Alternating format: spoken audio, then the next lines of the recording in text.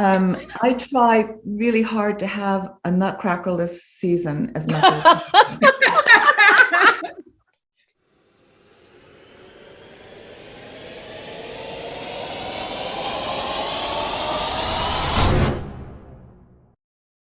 Hi, everyone. This is Cindy. Hi, everyone. This is Jana. Welcome, welcome. Yeah, welcome to another episode of Close Encounters. We all took a little bit of a break, but we're really excited today because we're talking about a discipline that, I came very late into sort of being involved because I have a music background, but dance really came to me in the last 10 years more as an audience. And then I really fell in love with just admiring dancers and dance companies and this art form. So today we called this episode Dance Demystified because I think there's a lot of sort of this cloud around this discipline in our world and in the biggest sphere of the commercial world of what it means to be in this industry and what are the challenges for us, particular in our arts world, from the traditional ballet to even contemporary dance to kind of everything in between. And today we are joined by Aakash Odedra, the founder and artistic director of Aakash Dance Company. And then we have another guest that will be joining us very shortly, Virginia Johnson from the Harlem Dance Theater. Because of we're live and we are, it's reality of the world of zooming in. She's stuck in New York City traffic, but let's get started. I mean, Aakash, tell us a little bit about yourself first. So my name is Aakash Odedra. I'm based in the United Kingdom, was born and brought up in Birmingham and live in Leicester. So Leicester is my home. I have a company, and the company started off with two people. I'm a soloist, trained in mainly Indian classical dance of Kathak and Bharatanatyam. Then I was kind of spotted by Akram Khan, who became my mentor. And then there was a solo created on me called Rising, which is a 4-part solo created by Akram Khan, Sidi Larbi, Russell Malafan, and myself. So that is what kind of kick-started my solo career. Very nice. Very, very nice. Very nice. And very impressive. It is very impressive. It is very impressive. It is very impressive. Now, Aakash, was dance in your family, or how did you come into it, and also with the traditional training, like growing up, being born and raised in UK, how was it that, like, when did you just, discover that this route of traditional Indian dancing was your calling, and how did you come into the sort of melding the contemporary dance and the traditional? So I wouldn't say dance is in my family, but dance is in my soul. I really believe in reincarnation, or just the sense of like the evolution of energy. So I feel like it's from a past somewhere which I'm not aware of, because anytime they played any music, I would dance. Anytime it came to picking up a glass, I couldn't just pick up a glass. And as a young child, I had to choreograph how I would pick up a glass. If my mom tried to open a door, I wouldn't allow her to just open the door. I had to explain to her how she should open the door. Oh, really? But my obsession, oh my god, oh wow, was like immense. And I think what fascinated me was when you look at like from a religious point of view, like if you look at it from, if you separate let's say the Eastern religions from the Abrahamic religions, the roles of the gods slightly shift for me. So in the Eastern religion, especially in Hindu philosophy, gods dance.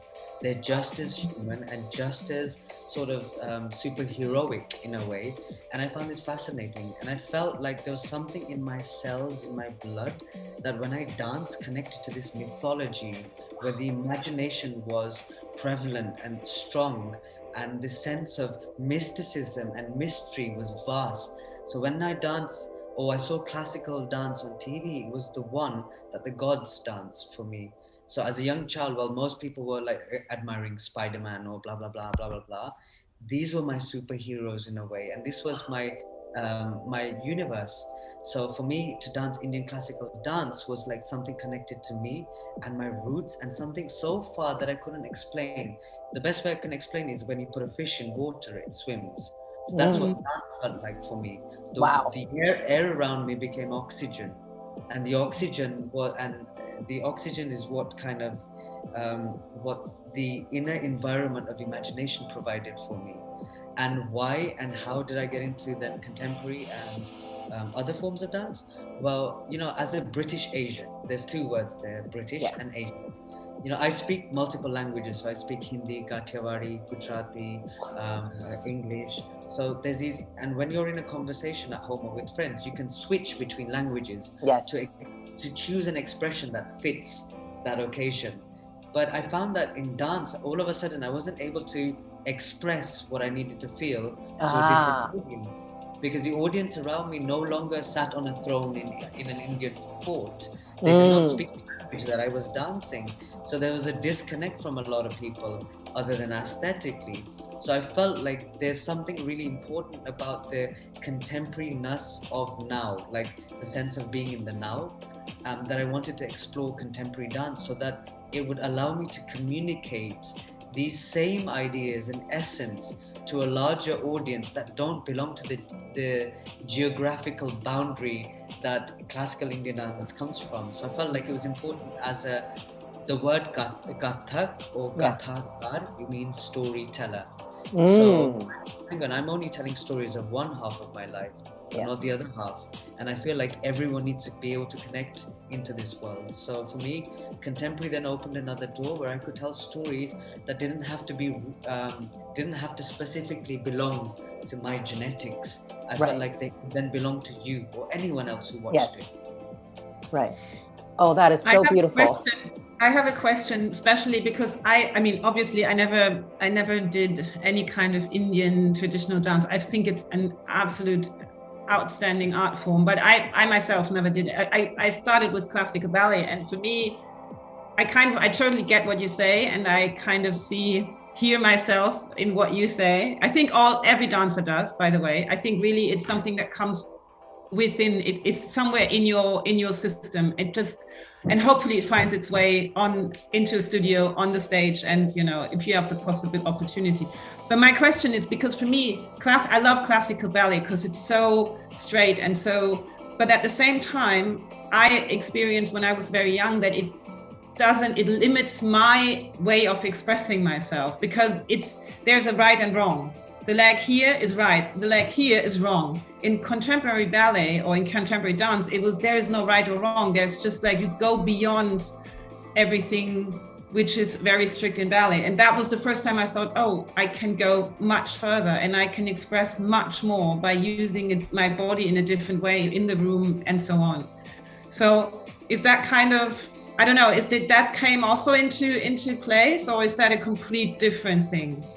I think the essence of what you say is exactly the same, but the way I say like a mantra. If you're praying or meditating, often you say a mantra, which is maybe 3 words, and you repeat and repeat and repeat, and it feels like it goes nowhere. But at the same time, you're trying to break a ceiling that is unbreakable. But the perseverance is in the reach above.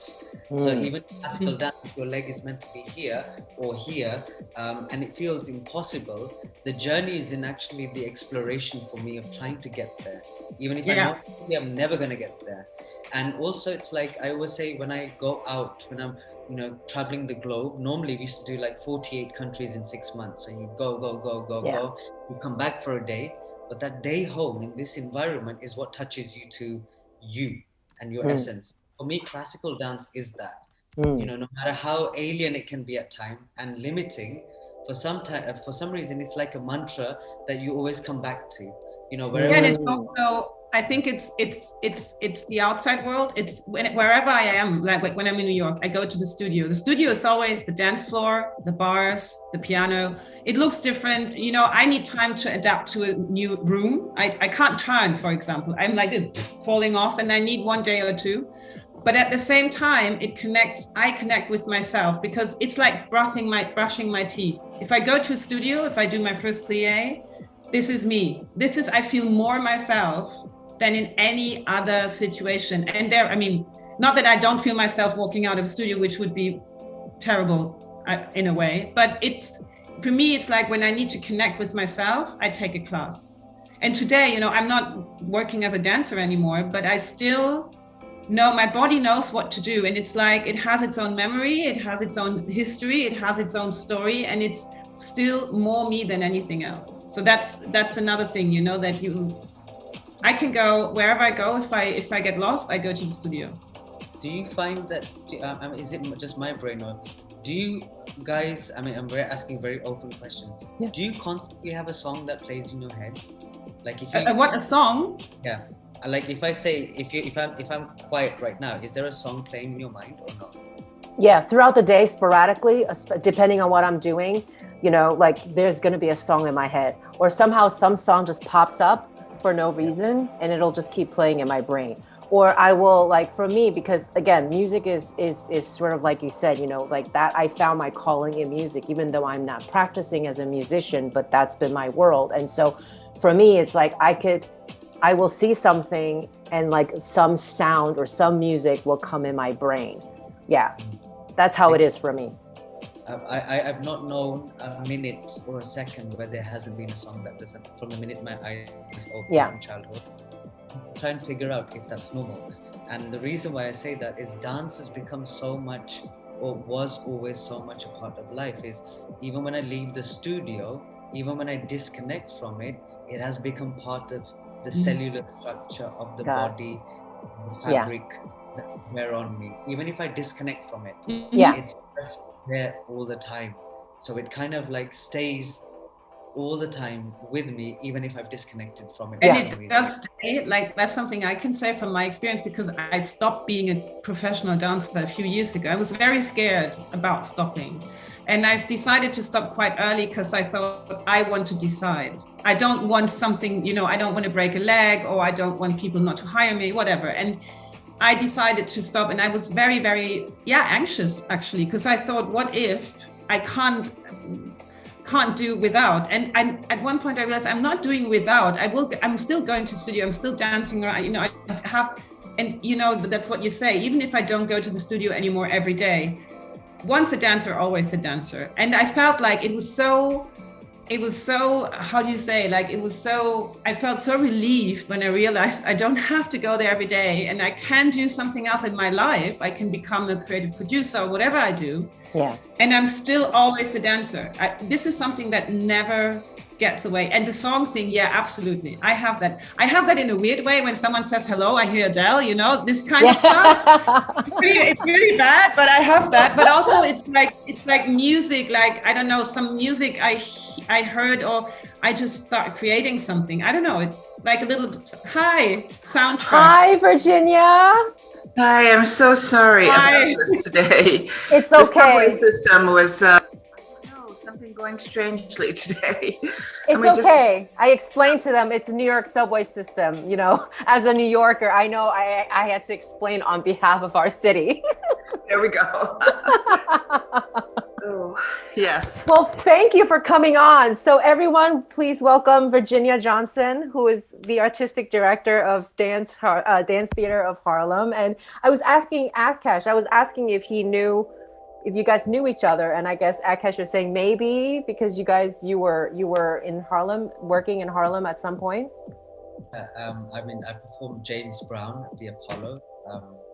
And I feel like somehow we've crossed as working with Diane Harvey. Diane Harvey, maybe, yes, absolutely, yeah.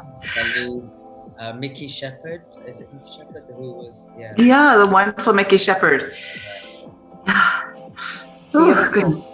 Catch a breath, it's okay. No, actually just threw out this question about just whether there's music constantly flowing in our brain, you know. I mean, for him it is. I mean, for me, because I explained at the beginning of the show, is that I don't have a dance background. I have a music background. You know, I studied the piano when I was very young, went to a performing arts high school in New York City, LaGuardia High School. And then, and then what I knew, and this is a question for you guys as a dancer, because I think as a musician, right, you kind of know from the way you play, you know, quote unquote, like, are you talented enough? Like, you kind of know at an early age, like whether this is something you should really pursue professionally or not. But when does that happen in the dance world? Like you said, Jana, you didn't decide until well, I'm just going to make this very short. I started when I was 14. That's Before late. I used to dance and I used to do pieces and I had all the main characters and my sister was just standing in the back and she could hold up stuff, but she was not allowed to perform. I did all the performing, but I was not educated, you know. And then when I was 14, my mom said, oh, you're sitting there like this. You have to go to the ballet. We have to straighten you up a little bit. And then I went to ballet class and that was it. I was like, this is what I want to do. This is me. I just felt like this is me. And then I came home and I said, I will become a dancer. And everyone was laughing at me.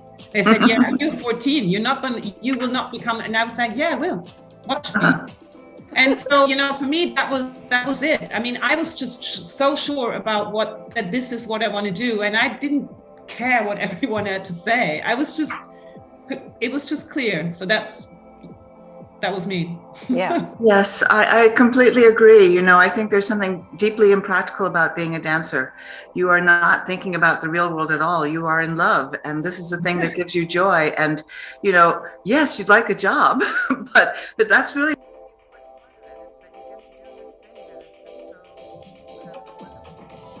Oh, your sound just became slightly muted, Virginia. Oh my gosh. You know what we're going to do? I'm going to go into another machine because there is a problem with my Zoom. Oh, okay. So here's another delay for you. I'm so sorry. That is okay. 4 minutes. Okay, that's okay. That's okay. Yeah.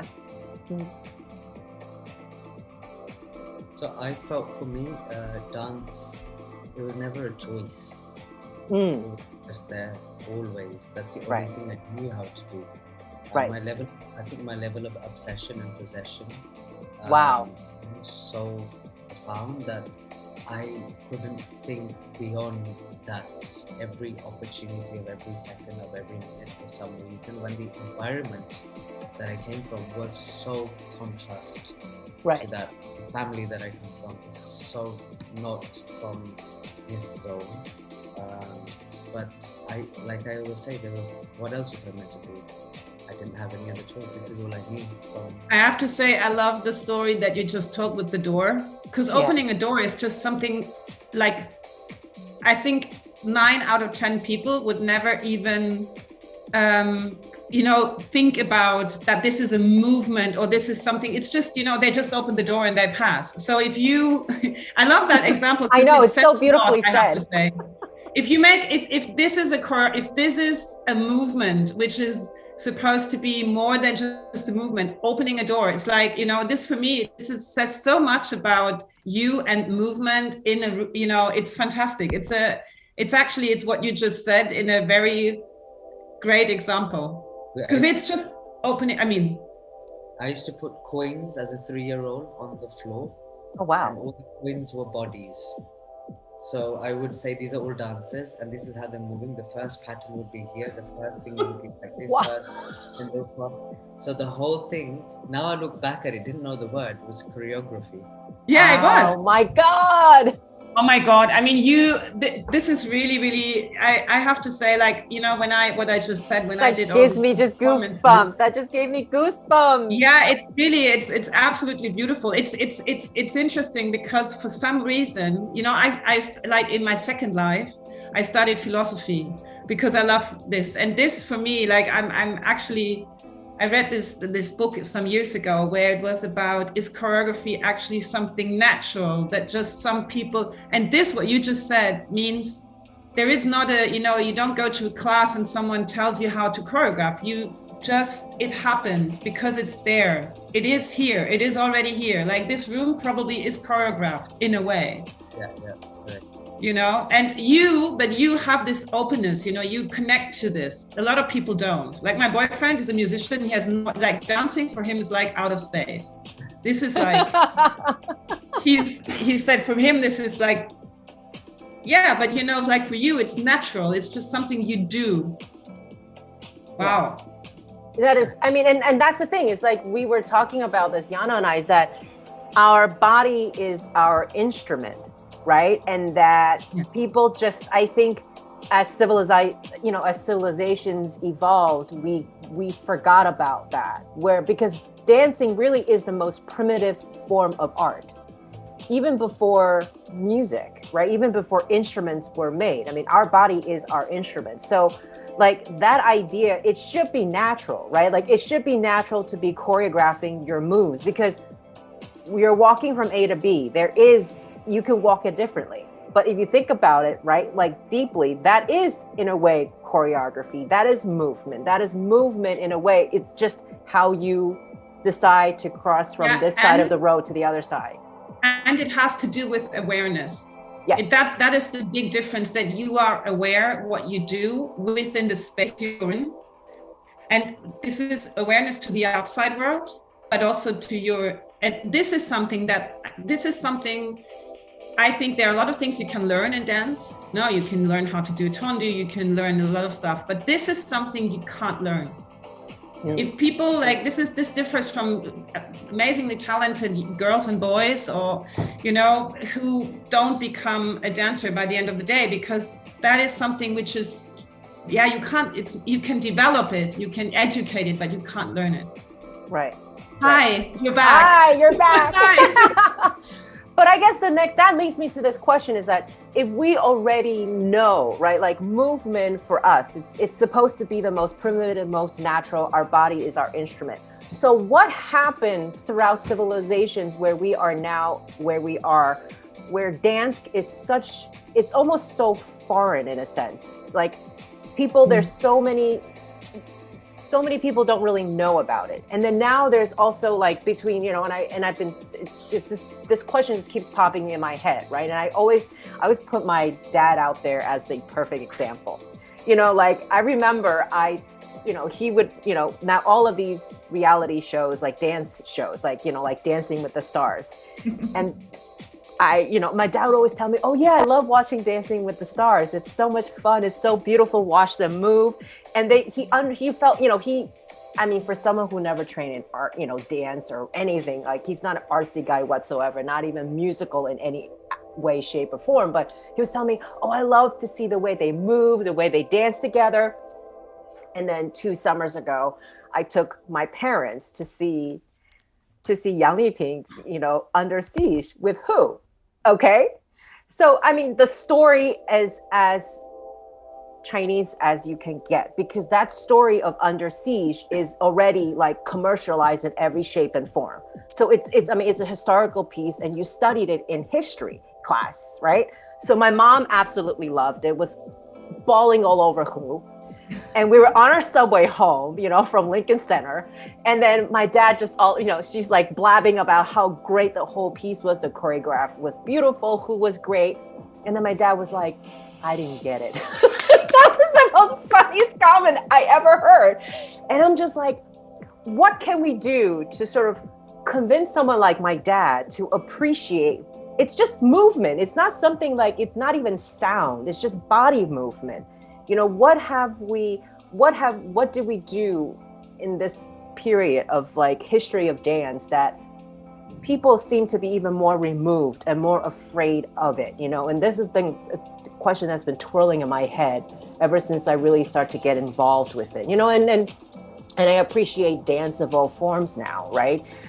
But then there's also the commercial aspects of it. Why are people more into the hip hop, the street dance, the flamingos, and then we become like this other side of like, okay, there's the contemporary dance, and then there's the ballet that then gets misunderstood or not misunderstood, and it's a question that I'll ask later on. It's a loaded question, but I wanted to throw it out to you guys from a non-dancer perspective. I would say dance is, maybe for me personally, it's not primitive but primal. Yeah. So I would say it comes from a very raw place. Yeah. So in the time where there was no language, we would communicate via gesture. Yeah. So there was an instinctive importance of it, not realized as a form of dance, but as a form of communication. And then Maslow's hierarchy that you have basic food, water, shelter, blah, blah, blah. And at the top is spirituality and dance. Then as you go through the eras when palaces and culture and civilization evolved, you had, the art right at the top. Yeah. Now we are also in a society where there's a new thinking. We have a remote in our hand and we have our mobiles and Instagram and blah blah blah. If you don't like something within the first second, you can just swipe and it's gone. Our attention span is so minute now as a society that it's difficult to be able to engage with people as per se, unless it's something which is dazzling or blah blah blah. But I feel like that's a really important question that you kind of put out there about how do you engage with people like your father or my father or anyone's father, or, All fathers. All fathers.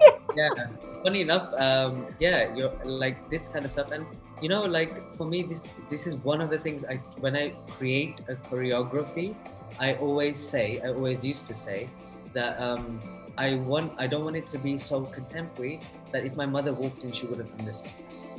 I feel the basis of dance is about communication, and then I think elitism kind of takes precedence in any dance form. This is the style, this is the way it should be done, blah blah blah blah. So it kind of becomes very niche, very elitist, which is fine. But when we're trying to connect and give people the experience of the beauty that it can give you, I feel we as artists have the responsibility and job to be able to take the form and make it so that it connects to people. Under Siege is a beautiful piece. Again, I was moved by watching him, but I can totally see my father going, that was good, but what happened? I didn't get it. Yeah. And sometimes it's okay. Also, we've come to the point where, because we get to watch so much, we watch what we like. We've not also, as an audience, been able to develop a taste. And for dancers in particularly, we've had a lifetime of going to a theatre, getting to understand aesthetic, piece, work, movement, what we prefer, what we don't. And we can kind of figure out this sort of Morse code of dance in this world. But I feel it's really important for us also to be able to understand what it is people do connect to a little bit more. And I think for me personally, that's super, super important that my father walks into the theatre and says, yeah, not bad. Also, the thing that is difficult in these times is that we're removed from our physical selves in so many ways. For me, dance is an experience. Having been a dancer, it's the experience of dancing that was really my love. But also in cultures around the world, where you have dancing as part of everyday life. And we really don't have that so much in New York. Now, there are very few places, especially with the pandemic, where the dance clubs are even not so much as they used to be. So people are removed from their physical experience of what it is to move. And so then dance becomes this intellectual thing. And then you try to figure out, is it good or what does it mean? But for me, even when I'm in a theater watching a dance, and Aakash, you're absolutely right, I've been looking at dance my whole life, so I know how to look at it.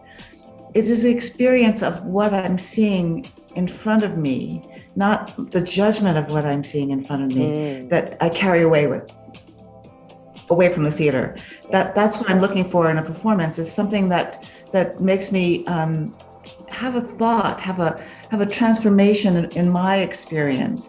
And I think that if we can create that space for audiences to not be in judging, good, bad, or understanding, intellectualizing, but perceiving, experiencing what it is that's in front of them.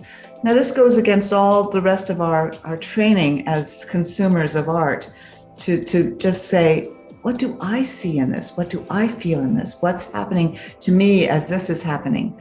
But if we can begin to bring that into the experience of our audiences, then they'll have ownership of their experience and they'll want to go, but I saw this, and this is because when you say, I hear all the time, I don't understand it. It's not to be understood, it's to be felt.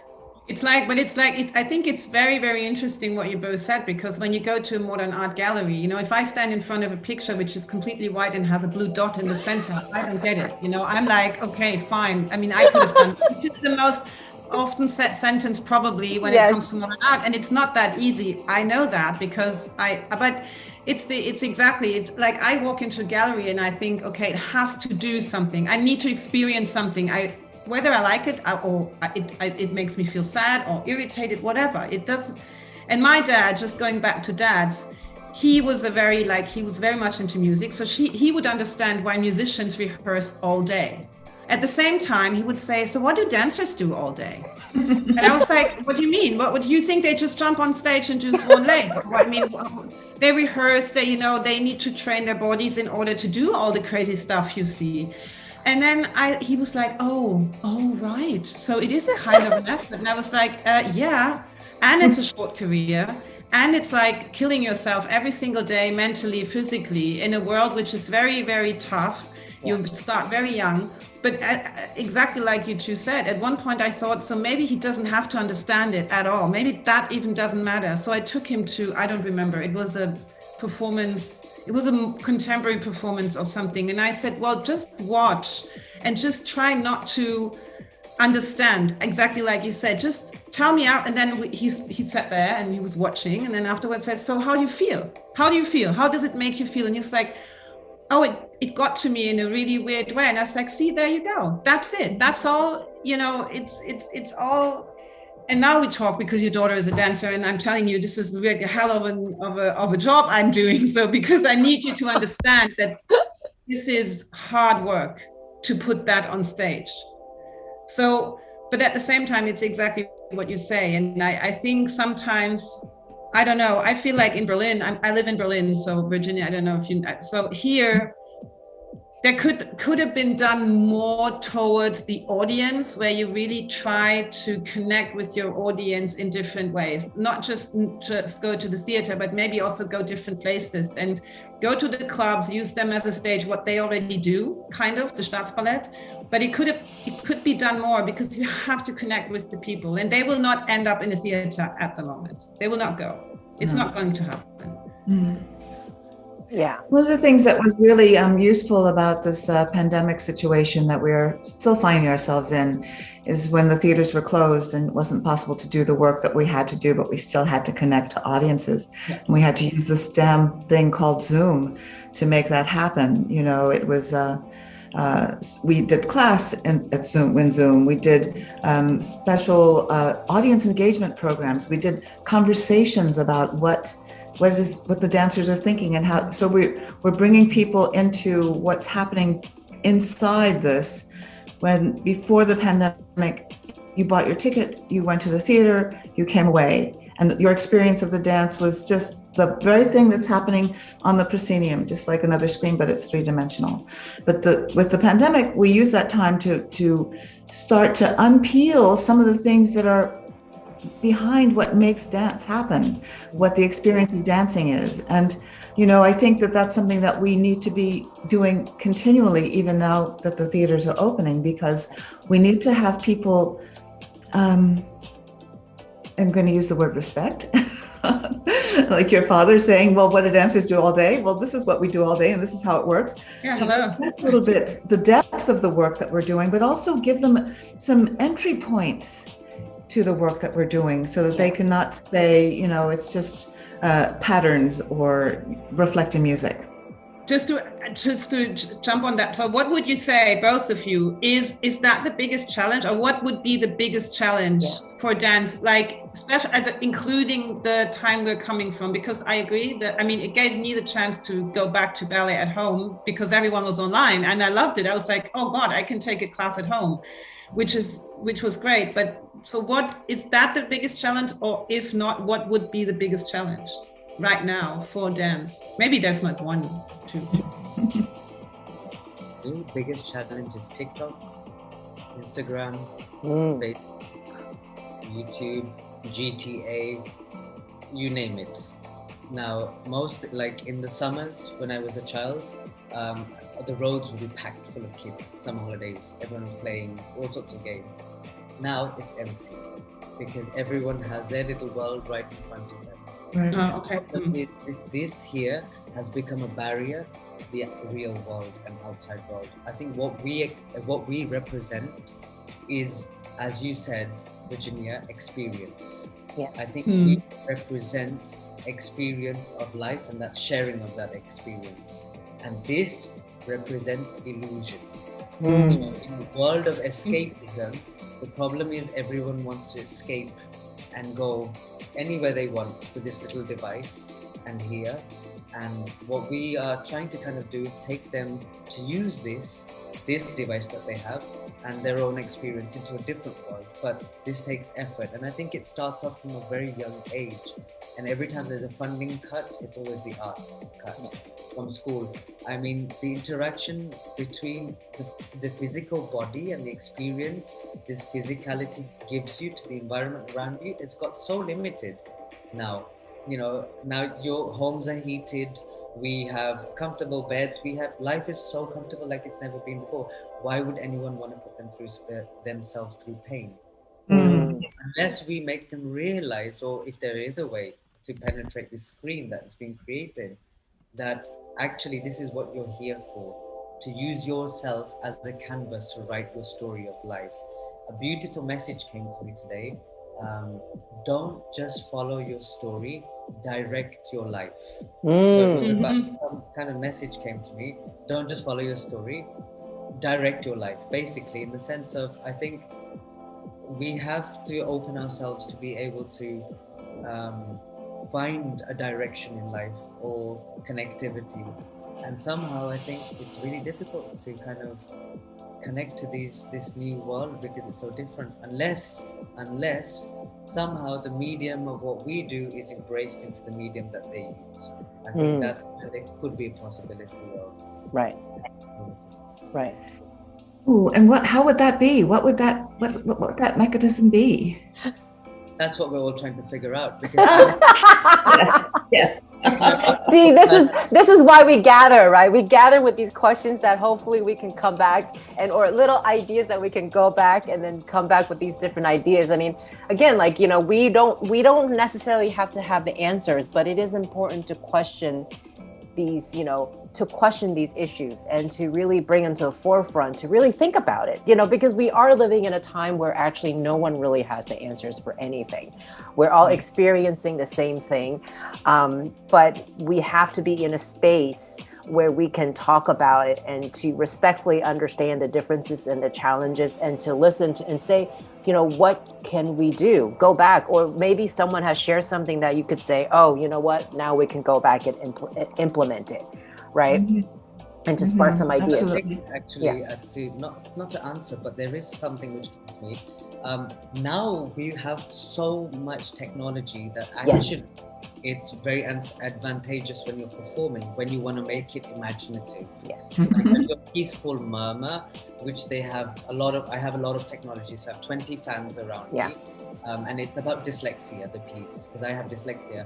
And there's paper that constantly flies around me, and there's like these starlings, these birds projected onto them, and it creates this murmuration. So it looks like a dyslexic person's environment where letters walk and change and shift. And this wouldn't have been possible for me 20 years ago. Yeah. And then to go into that world of imagination where actually it can be quite fascinating, where all of a sudden this world of movement feels appealing. I think sometimes it's hard to let go of the past. I think we shouldn't ignore the past and the hard work that the people who've laid the foundations for us have done. But I think it's also, I'm one of those who's guilty of resisting a bit, that we should maybe open a little bit the path to the world with technology without taking the soul out of it. For me, the most important thing I would love to retain is the soulful aspect of dance movement. And if that can kind of evolve and reincarnate into this world with technology, I'm happy, even if I'm not comfortable with it, to go into that world and actually then go into the world of the imagination with young children. And I honestly feel that the systems, as in our education systems, have to have more interaction with kids from a younger age, the seed they planted. Like with this world, let it be in their world, but let it be planted, not angst out because we haven't got funding. Right, totally. Yeah. So, you know, I think that there's something really, you said imagination, and that is really just, that's the the core of what art does. It opens it up, it makes it possible. And it feels today that when we have the devices, you know, that, and you mentioned also comfort, you know, we have this here, it's all there. There's nothing for you. You don't need to imagine because it comes to you. All of this amazing stuff comes to you. It's already curated for you. Exactly. And you see amazing acts of imagination on these devices. And so you don't personally feel the compelled. So there's something a little passive about this moment, that we're receivers. And yet, you know, being of so many generations before you guys, you know, the world wasn't invented yet when I was there. And we had to aspire to inventing a world. Well, we live in a very well invented and glamorous and compelling world. And so what is the impetus for invention? What is the impetus for imagination, for young people, for this generation of people who are receivers? And I think, you know, for Jana, that is an obstacle that we need to figure out. What is, where's the spark? What is the thing that will make me go, oh, well, there's that, but I could do, you know, what is the thing that will make me go, oh, let me put this down and move across the room? What is that spark? Where is that going to come from? Can it come from this device? Should we be actually employing it, as you say, to further our work? Not see it as an obstacle, but as a tool for bringing people in. Is there some way to do that? Right. Well, I think there are two sides to this. I mean, at one point, we had this in other conversations where, you know, like someone in, I don't know, Taiwan, all of a sudden could watch Bolshoi ballet. In the normal world, this might have not been possible because of traveling, because of money, because of, you know, all that stuff. So all of a sudden it does open doors.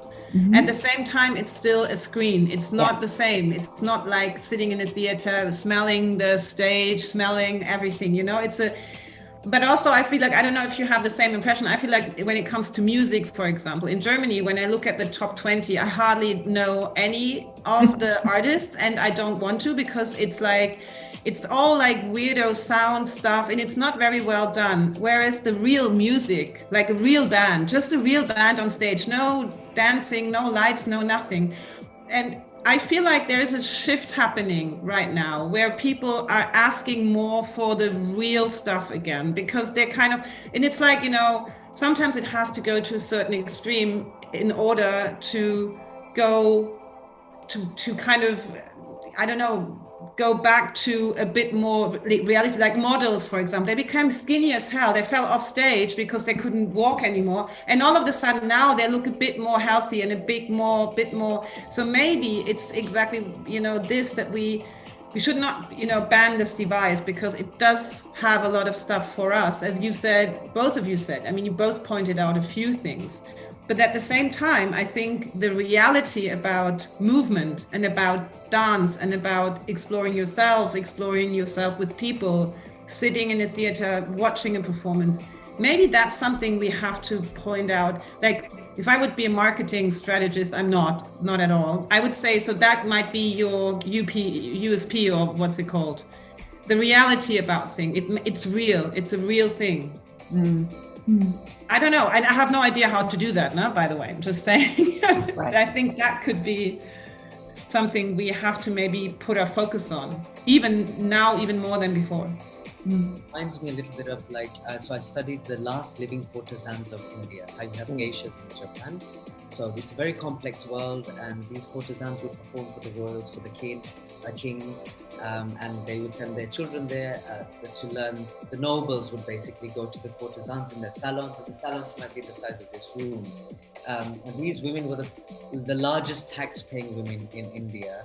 They were the first feminists. I mean, the list goes on. But the British also wanted to cut them out of the system so that they can take power and control of it. But in that environment, when I asked my gurus, the dance seniors, how were they? Because they knew more courtesans then. Now there's like a handful left and their doors are closed. Oh, those days were amazing. Oh, nothing compares to that. In those days, do this whole night used to perform all night long. She would sit there, she would sing this kind of. So that magic we've not experienced. Yeah. We directly onto the stage. We weren't in a salon where there's a woman seducing her patron or talking about love to her patron this close. We didn't get that, but we experienced stage. And for us, it's like stage. What do you millenniums know about stage and live? It's us. So I think what we're saying over here, Jana, is this: it's very cyclical. Yes. Like it's cycle, everything. Yeah. In each cycle has its own kind of niche in there.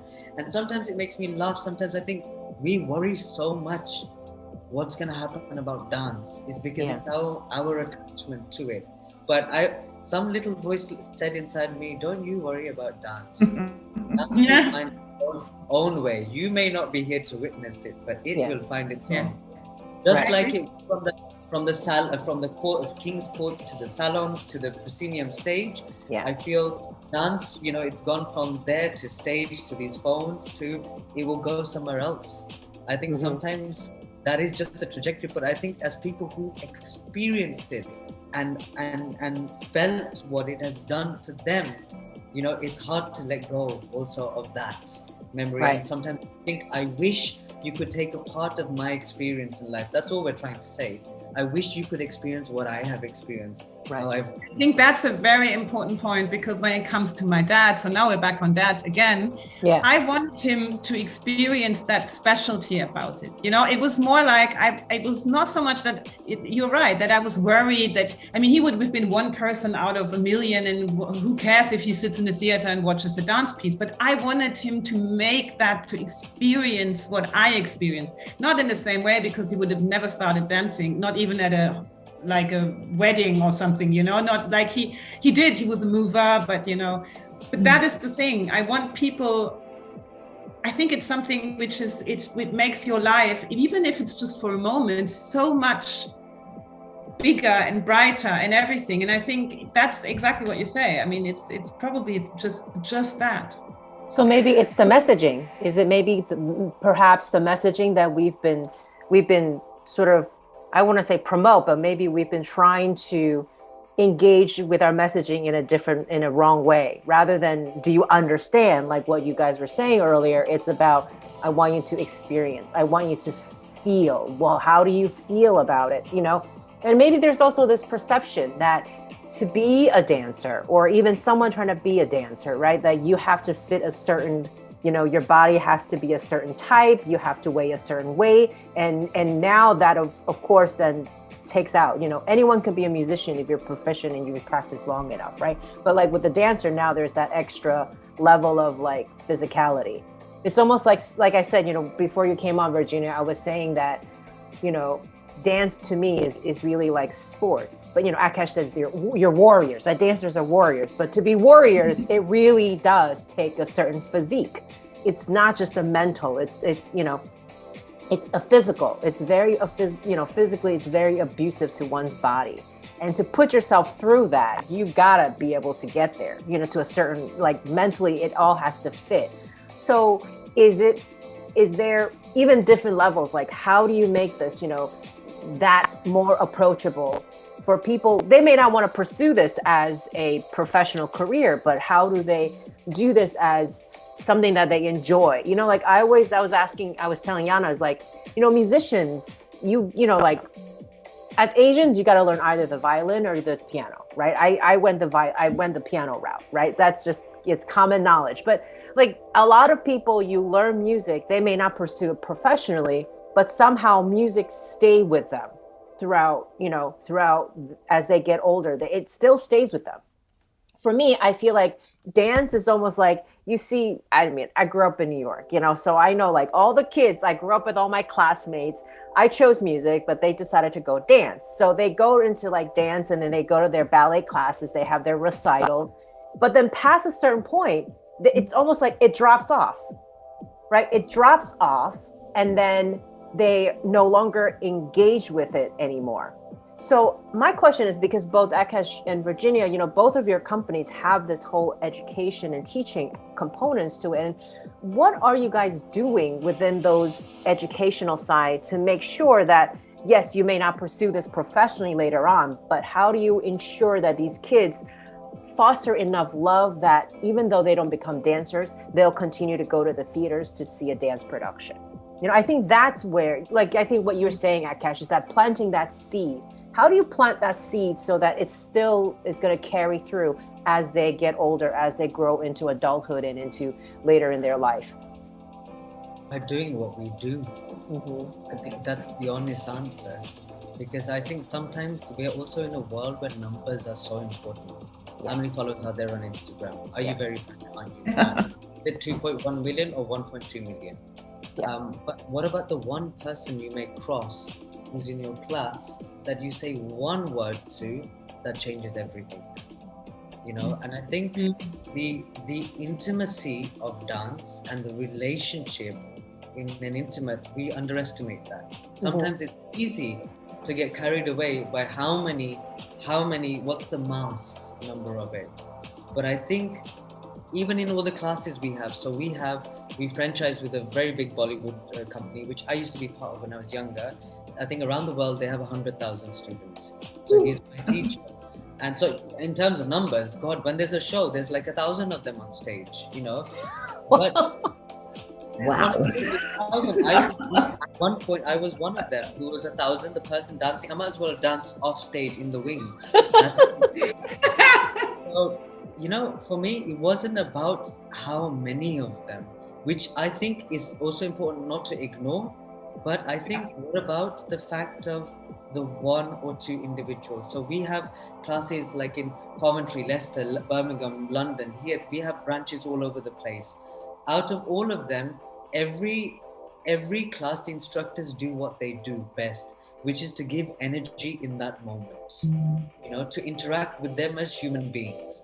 In that interaction, there may be one person who's had a really bad day at home or is having a really bad time overall in life. Sometimes you say one thing, just as my instructor said to me. Those one or two words changed my life. That's all it took, one or two words. It wasn't even 10 years of classes or 30 years of classes. It was just one or two words by an instructor who was in tune with life around them. So I think that we also underestimate. We think about how can we throw a rock to create a tsunami, but I say how can we drop a pebble to create a ripple, because a ripple will become its own tsunami. That's fantastic.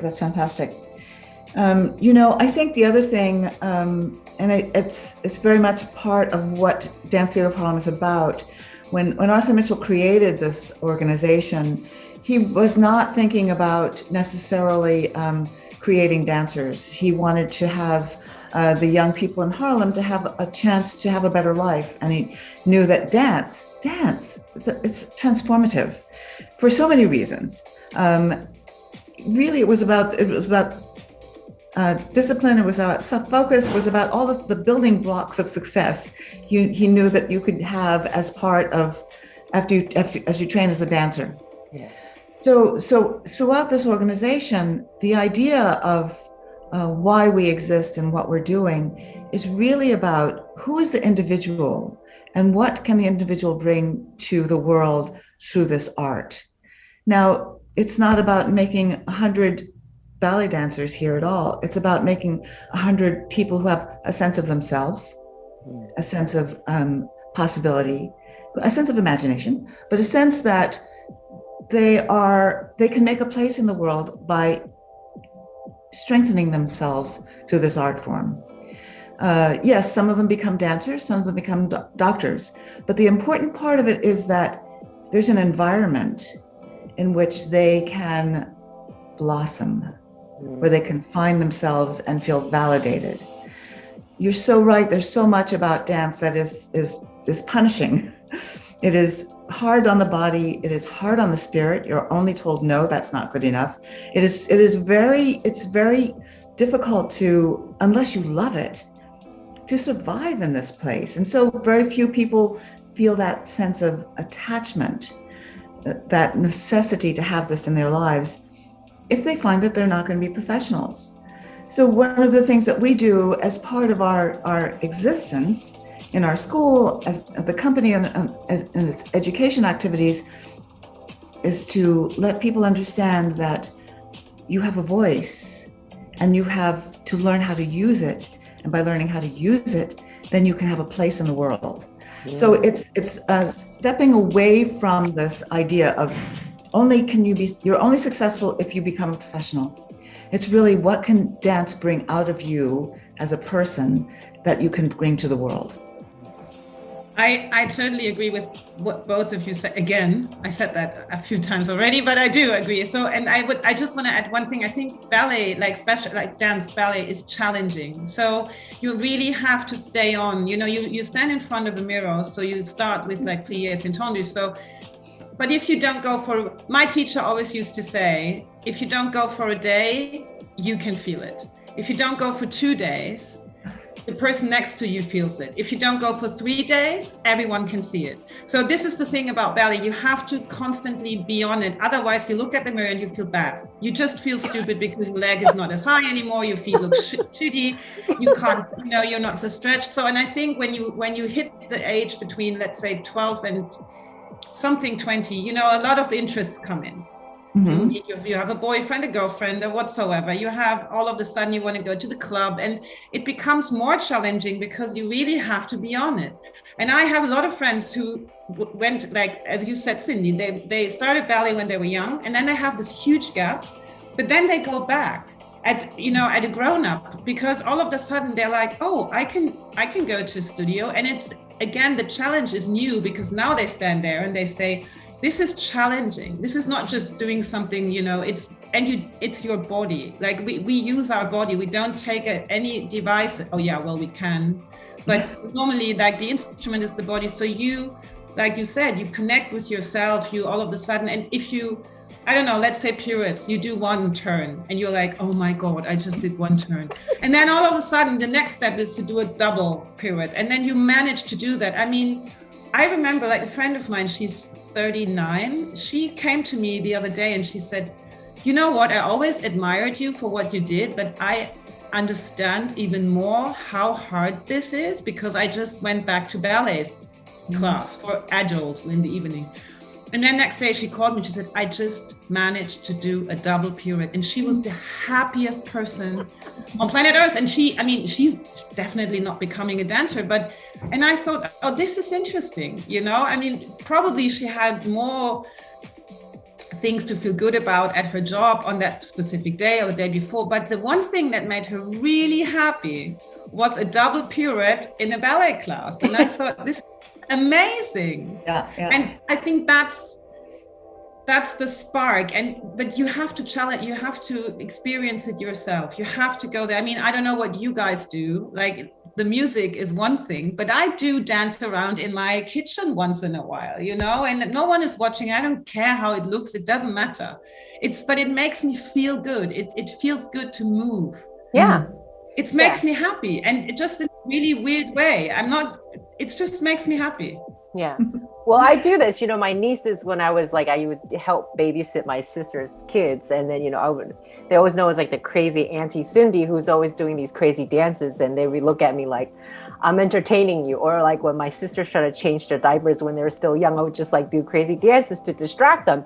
But it's so natural, right? And you don't care. I'm totally not a dancer, but I love it. And, it's like dance and music. And it just. But you know what? I just want to add one thing. There's this project, I think it's at the New York City Ballet, with the Alzheimer patient. They had, this is really interesting because they can hardly, Alzheimer's is a really, really very, very hard disease and very, but they started moving through movement. The people started remembering movements. They couldn't remember anything, not even their name. But all of a sudden, little choreographies managed to find their way through in this system. Oh my God. I was like, this is absolutely incredible. Yeah.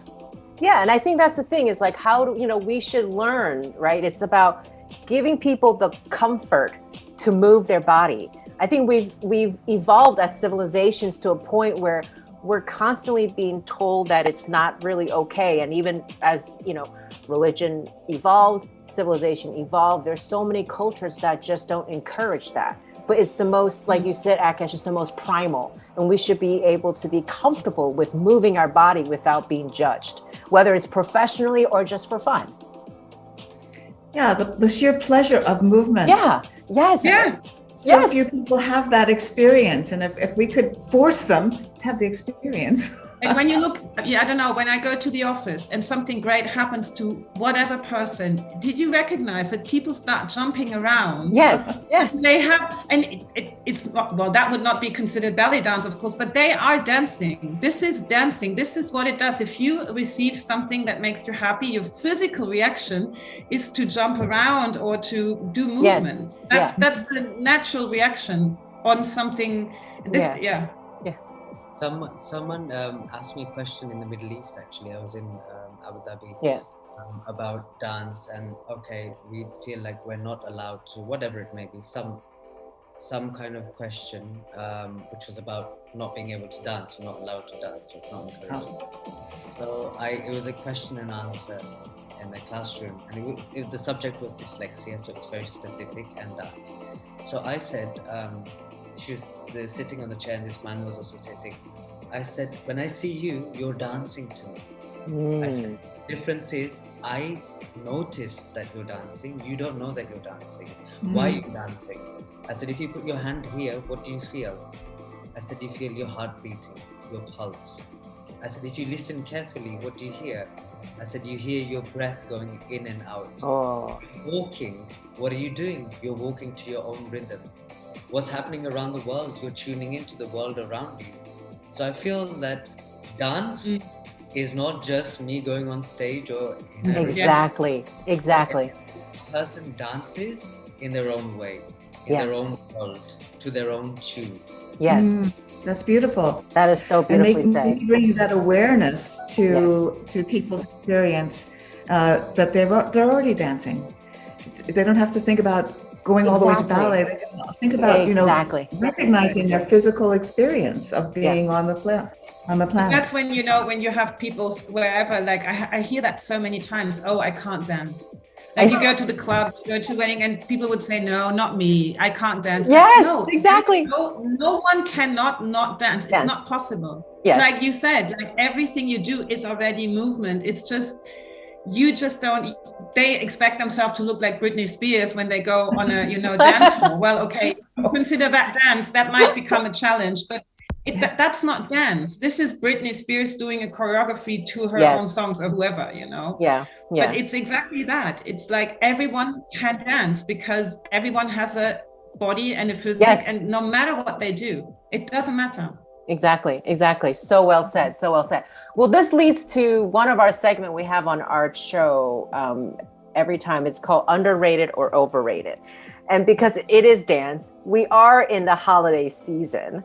So my question for you guys is, do you guys think the Nutcracker, is it overrated or underrated? Oh, I'll jump in for a tiny second because it is overexposed. I think that as a work, a historical work of historical fact, it has some amazing qualities. It has some also pretty awful qualities. It is something that is now relied on to mean this time of year, and I think that's a huge mistake. Yeah. So in that sense, it's overrated. Yeah. It is not worth shutting out all other interpretations of this time of year. The winter equinox, all the things that are part of our world that we just push aside because we can celebrate with Nutcracker. I try really hard to have a Nutcrackerless season as much as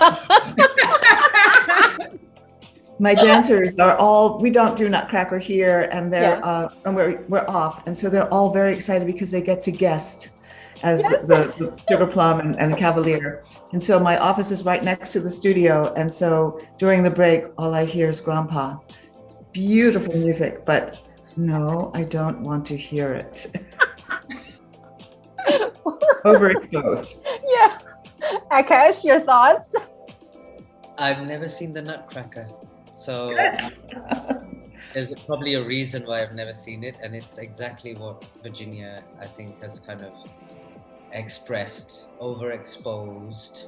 I think it kind of it's ingrained in memory of that time of year, but I think it also holds a lot, and I think it also kind of divides as well. Yes. Nutcracker belongs to a particular place and blah blah Yes. blah blah blah. I feel like unless you introduce that there's other aspects of Christmas with all different colors, shapes, sizes, never gonna change. So maybe it's nostalgic for a lot of the people, but for me, I haven't even gone to the doors when Nutcracker is on. Yeah. Well, I agree with but again, I agree with what you said. Absolutely. I saw this documentary actually like beginning of the year. There's this documentary about the Nutcracker at the New York City Ballet where they focus more on the community part, where the children, they train and rehearse for a long time and it's there. So from that point of view, I would say the Nutcracker absolutely has a reason, because it's a lot of children involved and it creates this community and it creates this, they all go towards this one goal where they become the little me's and whatever they become on stage. Me personally, I find the music absolutely annoying. I can't, if this comes on the radio, and it does come here a lot, I have to turn it off. I can't listen to this anymore, especially all the dances and all these little bing, bing, bing, bing, bing. It's terrible. And I don't like to watch it either. And I love Giselle, for example. It's one of my favorite ballets ever. But a Nutcracker, I just can't go. I saw it once and I absolutely hated it. And I can't, like, it was a long time ago. And I like what you said, I think probably that's maybe why, like on a very subconscious way, but I was absolutely, it's too tacky and it's like all this hoppling around and then it's this huge Christmas tree where like, yeah, as you said, so this is one, for me, it's not for me. So not, so absolutely overrated.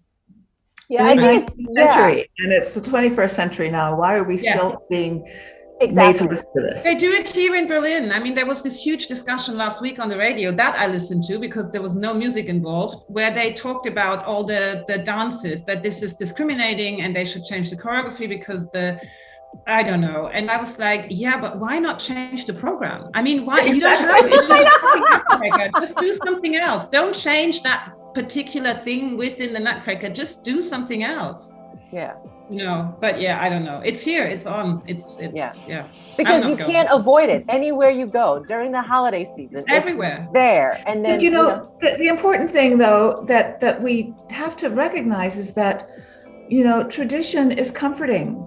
Yeah. It's true. Tradition or non-tradition. We need something that is familiar, that we can go this time of year. It's something that makes me feel, oh, I remember when I was, that's part of how. Can't it be? I mean, maybe that's a stupid question. I have that with Bach, the Christmas Oratorium. I listened to it yesterday and it gives me goosebumps every year because it's this phenomenal. And I'm like, why does it have to be the Nutcracker? Seriously, I mean, can't it be something else? I think our mistake, I'm sorry, Jana, to talk over you. I think our mistake is that we have become so dominated by tradition at the same time that we did not begin new traditions. Yeah. We should be creating the not nutcrackers, but the holiday, the celebrations that our children and their children will be delighted to carry forward over time. We've taken other people's prizes and made them our own, and we haven't replaced them. And that's what we're kind of trapped in Nutcracker because there's nothing to replace it. And our job right now is to be creating those things that are appropriate and are full of joy and beauty and warmth and positive spirituality that we need in this time. And we can't rely on those because they're old and they don't relate to this moment. Yeah, I agree. Yeah. Because there is also this issue about this. It's a very Western colonialism tradition. Yeah. That has made its way not just to the Western cultures, but also out into the East, where Christmas is not a spiritual holiday, but it's a commercial holiday. But now it becomes commercial holiday. Nutcracker has to be part of that commercialism during that time of the year. So now you have people now out in Asia who's getting dressed up and fancy, thinking that Nutcracker has to be part of that experience, right? And so this is why I think also it's a little, like you said, we got to create that new tradition. But honestly, what it does is it does underline the commercial side of like our society, because everyone I know, like I like 8 out of 10 people don't even go to church. They don't see the Christian side of Christmas at all.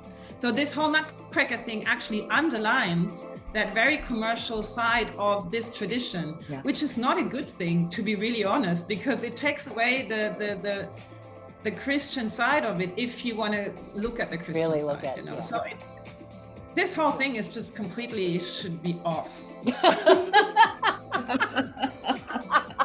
Akash, you need to create something. You need to create something that we're going to replace. Yes, that's it, mate.